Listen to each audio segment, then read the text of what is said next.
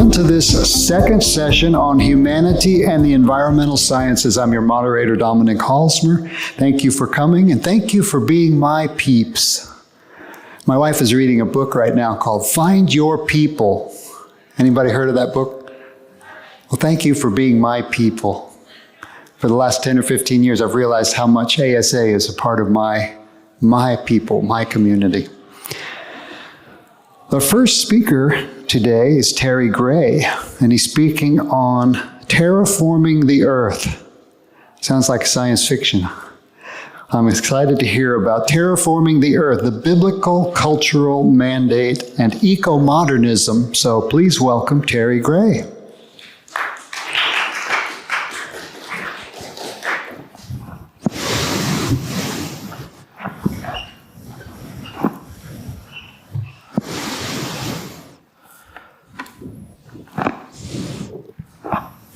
Good morning. I'm not going to say this is something completely different from what we just heard, but it's an orthogonal presentation, and I hope it supplements in a helpful way. When I was in high school, which is a long, long time ago, I read a science fiction novel called Across a Billion Years. Okay, and it was about this galactic archaeological exploration of a billion-year-old civilization that seemed to have disappeared. And the things that people were finding, this is kind of 400 years in the future, but people were finding the remnants of this civilization as they explored the rest of the galaxy. But there was no evidence that this civilization still existed. And as they got into it, it turns out that when they looked at the star where this civilization was from, when they figured that out, it was gone. The star was completely missing. And the robot that was part of the archaeological finding that they actually were able to resuscitate and communicate with was actually quite shocked and surprised. Well, it turned out that this civilization was not extinct. It had been around for 1 billion years, but what they had done was they had taken one of the planets of their solar system and built what we talk about as a Dyson sphere around their star. And basically enveloped their star with the material from one of their planets so that they could capture 100% of the energy from their star rather than this tiny little bit. Okay, so this is an example. This is a radical example of what I'm going to loosely refer to as terraforming. Okay, where we take our processes, our human devised operations, and radically change our planet and our solar system for our good. Another example you may be more familiar with, the Star Trek III, one of the movies, The Search for Spock. It's kind of a background theme, but here there was a planet that was uninhabited and no life forms present, and this human experimenter terraformed it. I had this technology that was able to convert this planet, this dead planet, into a life-giving, using technology, a life-giving planet. Anyway, there's a lot of story. It turned out it was a slightly problematic technology, and it ended up not working well if you've seen the movie. But anyway, the point is that in these science fiction tales, we have this radical use of technology to change the planet or change a planet. Now, it's a little redundant to talk about terraforming Terra, but that I'm going to think of it in those ways. Let's see. I want to make sure there. Okay, so there's my books, and so I did, and you can help me with this. I mean, this list is not complete at all, but it's a brainstorm list of human impacts on our own planet. Human population, land use, monoculture, agriculture, domesticated animals, irrigation, and so on. You can read through the list. I'm going to talk about a few of these, and I'll just give you the punchline. I'm going to suggest that these are good things. This is what God wants us to do. This is what the human impact on our world ought to be.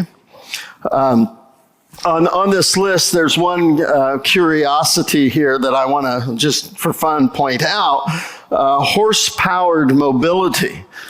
At the turn of the century, the turn of the previous century, people were actually beginning to worry about the accumulation of horse dung in the cities. Horses had become so prominent in our use and in the industrialization of our society and culture, but in a crowded, heavily populated city, it was a problem. What happened to that problem? There's not, we don't think about that anymore. We don't have that issue today. The development of the internal combustion engine made that go away, just like that. And so, a further technological development solved a technological problem that was there. And there are others, whale-oiled fueled lighting is another one that's an interesting one to think about. Anyway, you can add to this list. I'm going to give the punchline. Okay, I was already there. How do I go back? There we go. I'm going to give the punchline in case I don't get through all my examples before my time is up. But three key terms. Ecomodernism here's the Wikipedia definition, an environmental philosophy which argues that technological development can protect nature and improve human well-being through eco-economic decoupling.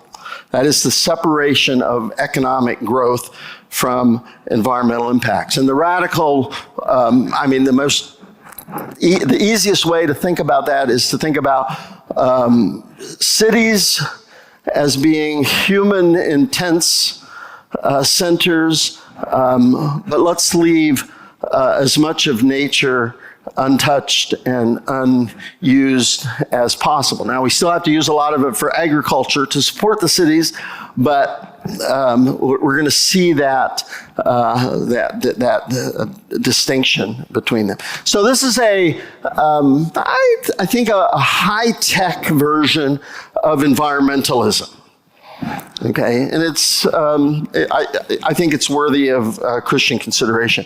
They and others have brought this idea of Anthropocene, a proposed geological era characterized by human influence on the Earth's geology and ecosystems. The beginning of this era is up for debate. Perhaps it goes all the way back to the beginning of the agricultural age, but a lot of people are focusing in on even more recently than that, the 1950s, 1960s, when we actually see a layer of radioactive material in the fossil record in the Earth's sediment layer due to the effect of using nuclear testing nuclear weapons. And then this idea of terraforming. Okay, so this is getting back to the illustration from the books. The process of transforming the atmosphere, temperature, surface topography, ecology of a planet or moon, and I'm going to say even of the Earth itself, so that it becomes more Earth-like or more suitable for human habitation.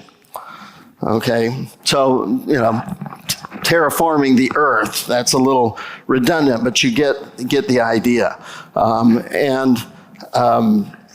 There's these ideas, ecomodernism, Anthropocene, terraforming. I just want to do a shout out to the Breakthrough Institute, it's not a particularly Christian group, but it's a environmental group that is sort of pro-industrial, pro-human development.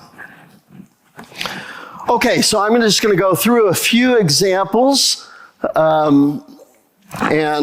of human impacts, and I want to just say from the beginning that I'm going to go through these examples, and I'm going to not say that they're bad. Okay, that might be a common way, but here, human population. All right, and you see on the left that population curve from 10,000 BC to the present, and you see that dramatic increase starting in the 19th century and in today, where the human population has gone, from a few billion, a small fraction of a billion, and we expect it to get bigger and bigger. The figure on the right is our projections. A lot of people are thinking that we're going to max out at something like 10 to 12 billion here in the next few years. This is the last time, for example, that the human population has doubled. Today, in 2022, we're at 8 billion. Stop using 7 billion as the population of the planet. It's close enough to 8 billion that's the right the number if you're going to round out to the nearest billion. And 55% of those are city dwellers. Okay, we just went over 50% in the last decade or so. By 2050, we'll be at 9 to 10 billion, 65% city dwellers, and the human population is probably going to peak at 10 to 12 billion by 2100. Okay, so that's one, human impact. Animals and agricultural animals in particular is another impact.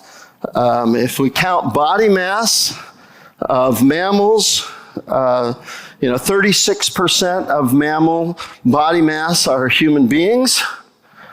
This is kind of shocking and startling in some ways.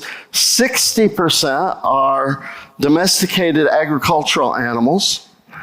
4% of the world's mammals by body mass are wild animals. Okay, huge human impact. 94% of non-human mammals are domesticated agricultural animals. And you can do the same kind of thing with birds. 72% by body mass of birds are, chickens, more or less. And 28% are wild animals. So huge impact to maintain the human impact. If we think about land use, Just you can read the statistics there, just focus on the bottom. Of the usable land in the world, 50% of the land is devoted to agricultural use and human impact. And only 48% forests and shrub and grasslands are wild.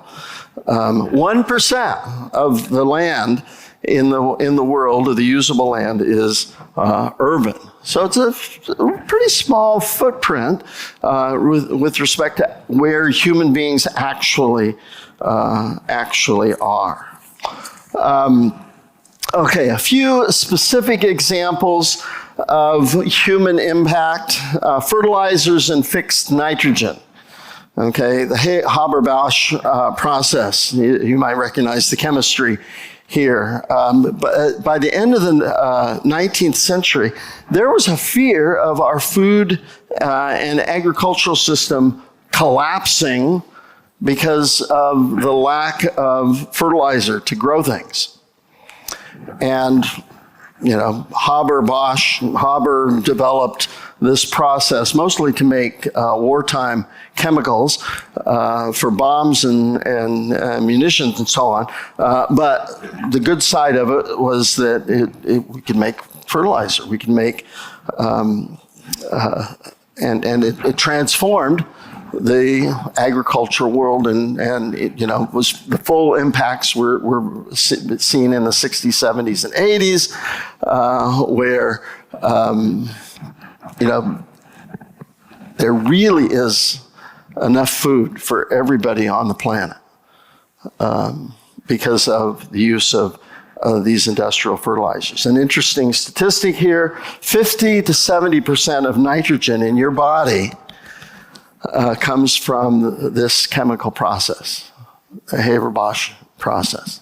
It's a dramatic, perhaps this is the most significant development of modern history that has enabled human flourishing. Fresh water. Okay, this is actually not a freshwater scene. This is the ocean looking out. But only a small percentage of our water available to us is in aquifers, lakes, and rivers, less than 1%. And that's what we use in human existence and drinking and agriculture. How can we, and we're worried about that. But again, I'm going to argue there's a human, industrial, high-tech solution in using desalination technology. Of course, it takes energy to do that, but we can make, in principle, as much fresh water as we need from ocean water to do our agriculture and to support our human footprint. Interestingly, Israel has become an exporter of fresh water to its neighbors because it has developed this desalination technology. Okay, the one I want to give some attention to, and I'm running out of time here, is CO2 global warming. These are common charts that you see, the Keeling curve showing the increase of carbon dioxide. This second chart is showing the CO2 concentrations over the last 800,000 years, up, down, due to some of the ice age cycles and large scale. But you notice at the far right, that curve isn't ending there with the little green part just above the other. It's all the way to the top at over 400 parts per million. And so, we just heard a little bit about that and the impact that has on global temperature. This is a concern that is a human footprint. Well, what can we do about that? What should we do about that? I'm gonna encourage us, to do all the traditional things: high efficiency energy use, alternative renewable energy sources. But there's a couple of things that we can do that are these high-tech solutions in terms of carbon dioxide removal from the atmosphere, carbon capture and storage, carbon capture and utilization, where we can actually, we know how to do this, take carbon dioxide out of the atmosphere and get us back to levels that are appropriate for us. And here's some of the chemistry there of carbon dioxide capture, and it takes energy to do all of this, and as these other processes, the making of fresh water and so on. But we can sort of do what the natural world does in the photosynthesis respiration cycle. There are ways, chemical ways, high-tech ways, if you will, for us to take the CO2 that goes into the atmosphere because we burn fossil fuels for energy and remove it and convert it back to the synthetic fuels. Okay, that's what some of the chemistry at the bottom here is. Now, again, it costs money, it costs energy, and my paper from last year in PSCF was a good affirmation of nuclear power and nuclear energy as a way to fuel some of these things, but it's doable. Okay, but these are high-tech solutions. Sometimes in environmentalism, we hear, well, we need to get rid of 6 billion of the human population, get us back to a manageable population. We need to all adopt rural, low-tech lifestyles, and I'm going to suggest and encourage you to think about, no, we can do this, with technology and fix these things. And that's kind of the history of our work. Okay, so what? Here's our familiar creation mandate from Genesis 1: fill the earth, subdue the earth, rule the earth. The creation mandate from Genesis 2: cultivate the garden, keep the garden, name the animals. This is a discussion of not only preserving and conserving and stewarding what God has given us, but using it productively, but in a way that is consistent with conserving and keeping God's good creation. Our mandates to know, preserve creation, but also to use it for the service of others and to use it for His glory. We, in our ASA fourth plank, we recognize our responsibility as stewards of God's creation, to use science and technology for the good of humanity and for the whole world. And this word steward is an important word for us to think hard about. Steward does not necessarily just mean conserve and preserve, but it means to use in a good and productive way. And I think of one of the parables in Matthew. You entrusted me to 5 bags of gold. See, I have gained 5 more. See, you entrusted me to 2 bags of gold. See, I have gained 2 more. And the master says, you have been faithful with a few things. I will put you in charge of many things. What happened to the servant who just preserved and conserved without making good use? Well, I went out and hid your gold in the ground. Here, see what belongs to you. And Jesus comes back pretty harshly. You wicked, lazy servant. Throw that worthless servant outside into the darkness where there will be weeping and gnashing of teeth. So merely conserving, keeping, preserving is not what we're called to do. We're called to use the creation and keep it, preserve it. Yes, I think we need to worry about conservation kinds of issues and preserving the wild. But we inevitably will have human impacts, and we need to do those well, do those in environmentally sensitive ways, but use it to help others and to help help God's world. And that's really what our ASA statement of faith says, to use science and technology for the good of humanity and the whole world. And I think that's it. Yep, thank you.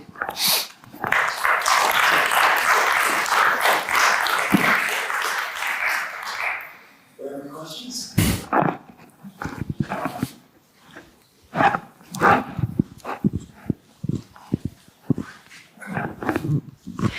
Thank you for your talk.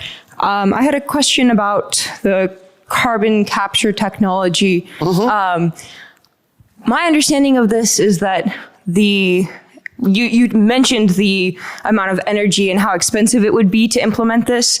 So even if it is scientifically a possibility, I think my question is if continuing to use fossil fuels and coal also requires the significant costs and energy of carbon capture technology, wouldn't that result in a significantly more expensive source of energy overall that would no longer be economically competitive, and therefore just switching to renewable resources and such as natural gas, would that be a simpler solution in that it is cheaper, and then you don't have to exhaust energy and scientific efforts towards an outlet that is then just going to make one source of energy significantly more expensive while basically causing a problem and trying to fix it simultaneously, instead of just switching to something that is less expensive overall and both a solution to that problem without also perpetuating the problem. Right. So I mean, there's several ways to answer your question. One is we've got a CO2 problem. I think we actually need to get rid of some of the CO2 in the atmosphere to get back to 350 is what some people think is the best place to be. But yes, it's going to cost money and energy, and I'm a pro-nuclear person. Obviously, you can't fuel this activity of carbon removal with carbon-based fuels. That's just not going to work.